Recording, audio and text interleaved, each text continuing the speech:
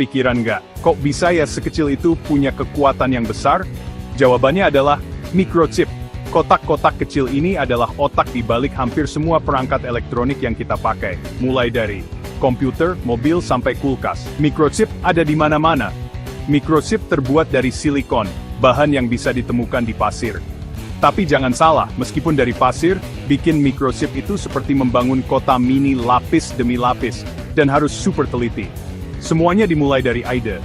Para insinyur memikirkan cara baru untuk membuat perangkat kita lebih cepat, lebih kecil, dan lebih canggih. Ide-ide ini kemudian diubah menjadi desain sirkuit yang detail.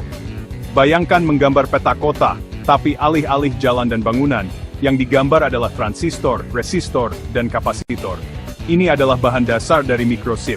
Setelah desainnya selesai, saatnya mewujudkannya. Bagian kedua, mendesain cetak biru. Dari ide menjadi sirkuit. Fase desain ini seperti membuat cetak biru untuk microchip. Para insinyur menggunakan khusus untuk menggambar setiap komponen dan koneksinya. Seperti menyusun raksasa, di mana setiap bagian harus pas dengan tepat. Desain ini bukan cuma menghubungkan titik-titik loh. Para insinyur harus memikirkan aliran listrik, ukuran setiap komponen, dan bagaimana membuat semuanya bekerja sama dengan sempurna. Sebelum silikonnya disentuh, desainnya diuji coba dulu dengan ketat. Simulasi komputer menguji sirkuit ini, mencari kesalahan, dan memastikan semuanya bekerja seperti yang diharapkan. Pengujian virtual ini penting banget untuk menemukan masalah sejak dini, sehingga menghemat waktu dan biaya.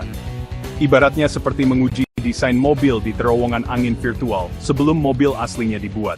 Bagian ketiga, wafer silikon dan pencetakan cahaya, membangun fondasinya.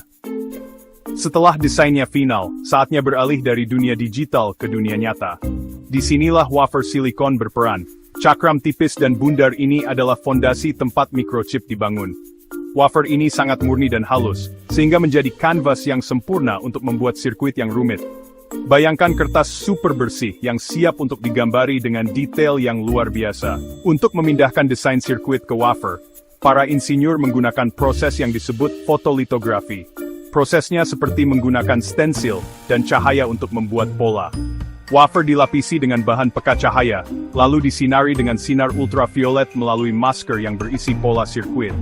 Area yang terkena cahaya akan mengeras, sedangkan area yang tidak terkena cahaya dapat dicuci, sehingga meninggalkan pola yang diinginkan pada wafer. Proses ini diulang berkali-kali, lapis demi lapis, untuk membangun struktur microchip yang kompleks. Seperti mencetak buku, halaman demi halaman, tetapi dalam skala yang jauh-jauh lebih kecil.